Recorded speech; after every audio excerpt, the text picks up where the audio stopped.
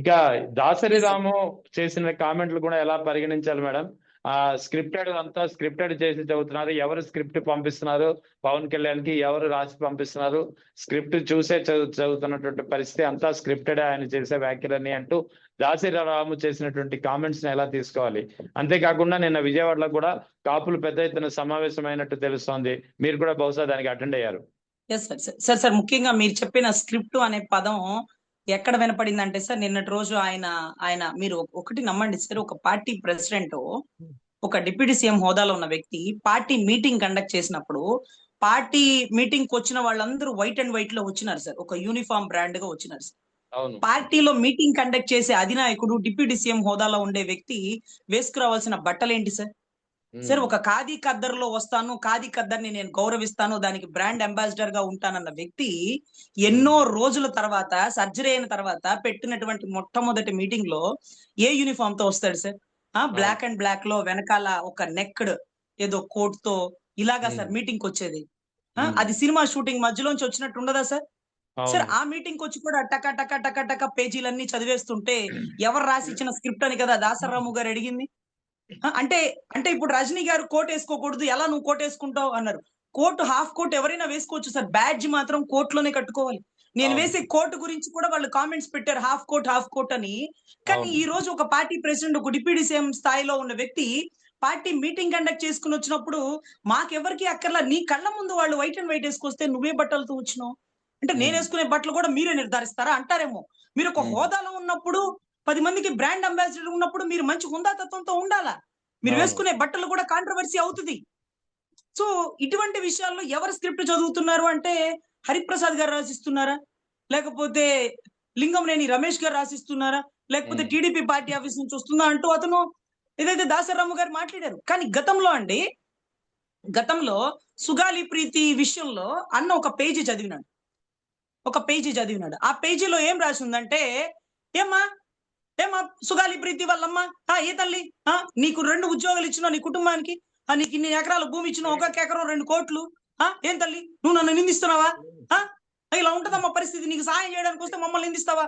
మేము మాట్లాడే వరకు నీకు ఆ బెనిఫిట్లు అట్లా వచ్చినాయి, మేము పోరాడితేనే కదా వచ్చింది అంటే. మీరు పోరాడాల్సింది ఆ తల్లికి అన్యాయం జరిగినటువంటి వ్యక్తులని అరెస్ట్ చేయడానికి మీరు పోరాడి, అది చేసినారా? చేయలే.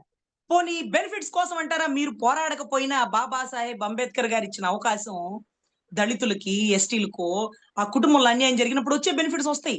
నేను ఆ రోజు ఓఎస్డి మధు గారు, ఈ పేరు నోట్ చేసుకోవాలి, ఓఎస్డి మధు గారికి ఫోన్ చేసి ఏంటి సార్ ఆ స్క్రిప్ట్ ఏంటి సార్, 2 ఉద్యోగాలు అన్ని ఇవ్వడం ఏంటి? ఆ అమ్మాయి ఒక హ్యాండిక్యాప్డ్ సార్, అమ్మాయి చదువుకున్న విద్యావంతులు సార్, అమ్మాయి కోటలో తెచ్చుకున్న ఉద్యోగం సార్, తింటే ఆ ఉద్యోగం అన్ని ఇచ్చానంటాడు, ఆ కుటుంబంలో తర్వాత ఉద్యోగం సార్, ఇది కూడా బాబాసాహెబ్ అంబేద్కర్ గారి ద్వారా వచ్చిన ఉద్యోగాలు అవి. దళితులకు ఇచ్చేటటువంటి ప్రొవిజన్స్, వాళ్ళకి నిలువు నీడ గాని, పండించుకునే భూమి గాని, ఆ కుటుంబంలో ఒక వ్యక్తికి ఉద్యోగం గాని, ఆ రక్షణ గాని, అక్కడ దళిత చట్టాల్లోంచి వచ్చినటువంటి అవకాశాలు అన్ని ఇవ్వడం ఏంటి అంటే, అదేంటండి ఆ కుటుంబానికి ఒక ఉద్యోగమే కదా మనం ఇచ్చింది, అన్న ఎలా చెప్తారు, చెప్పరండి సార్, అలా చెప్పరండి. లేదు సార్ చెప్పారు, ఆయన ఎందుకు చెప్తారండి, ఆయనకి తెలుసు కదా. లేదు సార్ అంటే, నేను ఆ వీడియో పంపించినానండి, ఓఎస్డి మధు గారు చూశాక, ఐఎమ్ సారీ అండి, మీరు మమ్మల్ని అలా అడగకూడదు, అది రాసిచ్చింది హరిప్రసాద్ గారో లేకపోతే పార్టీ ఆఫీస్ నుంచి వచ్చి ఉంటది, ఇది నోవాటల్లో 2వ అపార్ట్మెంట్ అంటే 2వ ఫ్లోర్ లో జరిగినటువంటి మీటింగ్, దీనికి మా గవర్నమెంట్ ఎంప్లాయీస్ ఓఎస్డికి సంబంధమే లేదు, వాళ్ళు రాసిచ్చిన స్క్రిప్ట్ ఆయన చదువుతున్నారు, మాకు తెలియదు. మేమైతే చెప్పుండే వాళ్ళం ఒక ఉద్యోగమేనని, మేం కాదు రాసిచ్చింది పార్టీ ఆఫీస్ నుంచి అంటే. పార్టీ ఆఫీస్ నుంచి రాసిచ్చిన లెటర్ చదువుతున్నప్పుడు దీన్ని ఎంతవరకు చదవచ్చు, ఎంతవరకు చదవకూడదని మనకి తెలియదు. అదే మాదిరిగా ఈ రోజు ఎవరో రాసిచ్చింది చదువుతున్నానంటూ దాసరి రాము గారు మాట్లాడుతుంటే, ఎందుకు చదువుతున్నారు? మీ మనసులో ఆవేదన మాకు చెప్పండి, మేము వింటాం. ఆవేదన కూడా ఇలాగే ఉండాలి అంటే ఓపెన్ గా మేము లోకేష్ గారిని సీఎం అభ్యర్థిగా ఒప్పుకోం. అయితే గీతే చంద్రబాబు గారి తర్వాత పవన్ కళ్యాణ్ అవ్వాలి, పవన్ కళ్యాణ్ గారి తర్వాతే లోకేష్ రావాలి. అయితే ఆయనకి లేనప్పుడు మీకెందుకమ్మా అని టీడీపీ వాళ్ళు మా ముఖం మీద ఉయ్యాలి కదా. అందుకని ఆయన బయటకు వచ్చి, నాకు ఆ ఉద్దేశం లేదు, నేను చెప్పాను సీఎం అవుతానని, నేను రాష్ట్ర అభివృద్ధి కోసం వచ్చాను.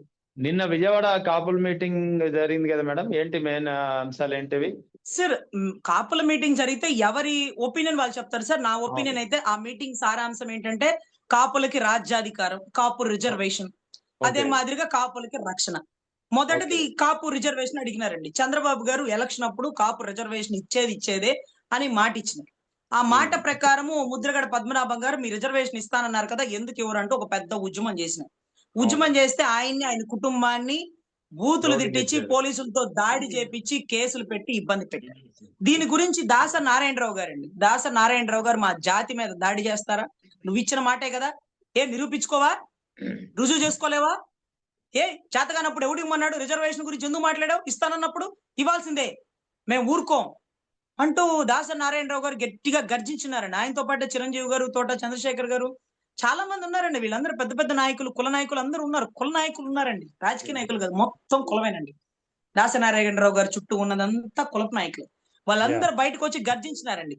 అప్పుడే అవ్వని రిజర్వేషన్ ని వీళ్ళు కాపు కులాల వాళ్ళు పెట్టి కాపు రిజర్వేషన్ సాధించుకోవాలంట. అరే ఎలా సాధ్యం అవుతుంది? ఇస్తానన్న వాడే ఇవ్వనని చేతులు ఎత్తేసి దాని గురించి ఉద్యమం చేసిన ముద్రగడ పద్మనాభం గారు లాంటి పెద్ద పెద్ద వాళ్ళ మీద బురద జల్లి, ఆ కుటుంబంలో మహిళల్ని లకారంతో బూతులు తిట్టించి, ఇవన్నీ మీరు చూడలేదా సార్?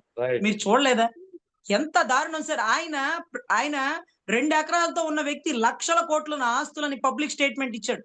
200,000 ఎకరాలతో ఎంతో మందికి అన్నం పెట్టినటువంటి ముద్రగడ పద్మనాభం గారి కుటుంబం లాంటి వారి వ్యక్తి మీద బురద జల్లారు. సో వీటన్నిటికీ ఒక ఎత్తు అయితే కాపు రాజ్యాధికారం అంటండి. ఇక నెక్స్ట్ అంటే కాపు రిజర్వేషన్ రాదు, అది ఓపెన్. కాపు రాజ్యాధికారం, కాపుల్లో రాజ్యాధికారం ఎవరున్నారు? కాపుల్లో ఒక నాయకుడు అంటే పవన్ కళ్యాణ్. రాజ్యాధికారం అంటే ఒక సీఎం అభ్యర్థి నేను అవుతానా? నేను చెప్పానా మీకు? నాకు ఆ ఉద్దేశం లేదు, నేను రాష్ట్ర అభివృద్ధి అన్నాడు. సో రాజ్యాధికారం అనేది పోయింది. ఇకపోతే కాపుల రక్షణ. రంగా గారు చనిపోయిన దగ్గర నుంచి ఈ రోజు వరకు కాపుల్ని కదిలిస్తే, వాళ్ళతో గొడవ పడితే, వాళ్ళని ఇబ్బంది పెడితే తుక్కు రేల కొడతారని ఒక భయం జనాల్లో ఉంటదండి. ఆ భయం అనేది ఉంటది. అదే ఇన్ని సంవత్సరాల నుంచి మేము ప్రభుత్వంలో లేకపోయినా, మేము ఓడిపోయినా ఆ భయం అనేది జనాల్లో ఉందే. ఈ రోజు మేము గెలిచి నెంబర్ 2 పొజిషన్ లో ఉంటే, మొన్న ఒక రోజు ఒక బీసీ ఆడబిడ్డని ఒక కాపుల అబ్బాయి ఏదో కదిలిచ్చినాడంటే పోలీస్ స్టేషన్ లో పంచాయతీ చేస్తారు, మాట్లాడతాయారా? నువ్వు మా అమ్మాయి వైపు తలకాయ తిప్పుతావా? కన్ను తిప్పి చూస్తావా? అరే మీ అమ్మాయికి కూడా నేనంటే ఇష్టం అంటే, ఇష్టం అయితే ఎవడికి ఎక్కువ? తెల్లారు లేస్తే నిన్ను, నీ కొడుకుని బతకనేవను అంటూ తల్లికి వచ్చి సవాళ్ళు విసిరి, ఆ బీసీ మహిళ కూడా లేదండి అతనేమి ఇబ్బంది పెట్టలేదన్నా సరే, ఆ అమ్మాయిని పక్కన పెట్టించి అతన్ని చంపి చెరువులో తేల్చారు. చెరువులో శవం తేలింది. దాని గురించి ఈ కాపు నాయకులు ఎవరు వచ్చి గర్జించలా? అతను పాపం జనసేన ఫోటో పెట్టుకొని తిరుగుతాడు. ఏవరా జనసేన కూడా అంటూ వాళ్ళు దుర్భాషలాడి ఇంటికి వచ్చి ఆ తల్లితో బూతులు తిట్టినా సరే అతని మీద కేసు కట్టల. నిన్నటి రోజు ముట్లూరులో 15 మంది కలిసి ఒక కాపు సామాజిక వ్యక్తి మీద తుక్కు రేల కొట్టినారండి. ఆ కొట్టిన వాళ్ళల్లో గోగినేని కళ్యాణ్ చౌదరి గారి మీద కేసులు గతంలో వేయలేదు, ఇప్పుడు కూడా వెయ్యరు కూడా. అతను కమ్మ సామాజిక వర్గం నేను చెప్పను సార్. అతను టీడీపీ వ్యక్తి కాబట్టి వెయ్యరు సార్. టీడీపీ వ్యక్తి కాబట్టి ఏదైతే పాపం కేంద్ర మంత్రి గారు వచ్చి కమ్మ కాపుల పంచాయతీలు చేస్తున్నారు. ఇది దారుణం. ఇటువంటి పరిస్థితుల్లో కాపులకి రక్షణ కల్పించండి అంటూ కాపులే అడుక్కునే దీనమైన పరిస్థితికి తీసుకొచ్చారయ్యా. ఈ దుస్థితి గత ప్రభుత్వం నుంచి ఎప్పుడు కూడా లేదు. మరి ఈ ప్రభుత్వంలో నెంబర్ 2 లో ఉన్నాక మా కర్మ ఏంటిది? రోడ్డు మీద పడి అడుక్కోవడం, మాకు రక్షణ కల్పించండి అని బొచ్చబట్టి అడుక్కున్నట్టుంది. అలా కొట్టిన వాళ్ళ మీద కేసులు ఎందుకు లేదు అంటే, రజనీ గారు వాళ్ళకి ఎంపీటీసీ జడ్పీటీసీలు ఇస్తామన్నారండి. అందుకనే కొంచెం వెనక్కి తగ్గి కాంప్రమైజ్ చేసుకున్నారు సార్. కొట్టారు సార్. గతంలో కూడా అతని మీద చాలా కేసులు ఉన్నాయి సార్. అతను అలా వదిలేయకూడదు సార్ అంటే, లేదులేండి కొట్టించుకున్న వాళ్ళకే లేని బాధ మీకెందుకు, వాళ్ళు ఏదో ఆఫర్ లో ఉన్నారు, వాళ్ళు ఏదో కూర్చొని పంచాయతీ చేసుకున్నారంటూ స్వయంగా జన సైనికులు మాట్లాడుకున్న దుస్థితి. రేపటి రోజు ఉమ్మూస్తారు, ఇలా తుడుచుకొని ఎంపీటీసీ జడ్పీటీసీ ఇస్తారు. తీసుకోండి అయ్యా, తీసుకోండి. మీ వల్ల కుల పరువు పోతుంది, లేకపోతే జనసేన పార్టీ పరువు పోతుంది. అక్కడ కొట్టిన వాడు కమ్మని నేను చెప్పను గానీ టీడీపీ వ్యక్తి అని బలంగా చెప్తాను సార్. కాదని నిరూపించమనండి. నిన్న కూడా ఏదో రేపల్ల దగ్గర ఎక్కడో బాపట్ల దగ్గర గొడవ జరిగితేనంట ఒక మాదిగలకి ఒక కాపులకి గొడవ ఏదో జరిగితే పాపం గాదె వెంకటేశ్వరరావు గారికి మొత్తం మూట కట్టుకొని వస్తాను ఏదైతే మాదిగల్ని అన్నారట. మరి అంత స్టేట్మెంట్ అక్కడ ఇచ్చినప్పుడు ఇక్కడ పాపం టీడీపీలో ఉండే బలమైన కమ్మ సామాజిక వర్గం వాళ్ళని మూట కడతానని ఎందుకల్లా? కూటమి ధర్మమా, లేకపోతే పెద్ద కులమనా, లేకపోతే బలమైన పార్టీ అనా? ఏంటి సార్ ఇది? మనిషికి ఒక వ్యత్యాసం ఏంటి? అక్కడ మాదిగలు కాపులు తన్నుకుంటే మాదిగలు మొత్తాన్ని మూట కట్టుకొస్తానని బట్టలు ఉతికేటటువంటి పాపం వాళ్ళని తీసుకుని వెళ్ళి మూట కట్టుకొని వస్తాను అంటే అది ఏ కులమోనండి? పాపం చాలా దారుణం. అంటే పెద్దలకు ఒక న్యాయం, పేదలకు ఒక న్యాయమా? అక్కడ చంపించింది ఎవరు? ఇక్కడ కొట్టింది ఎవరు? ఇక్కడ వీళ్ళని కదిలించరు. కింద వాళ్ళు ఎవరన్నా కొట్టుకుంటే మాత్రం ఇక్కడ మేము నిలబడతాం అంటారు. సో కూటమి ధర్మం అంటే గేట్ కాడ వాచ్మెన్ డ్యూటీ కాదండి. సమాన Right, madam. ప్రతిపత్తి, సమాన ప్రాధాన్యత తీసుకొని పనిచేసి మీ గెలుపుకు కారణమైన వాళ్ళని కూడా దయచేసి పట్టించుకోండి.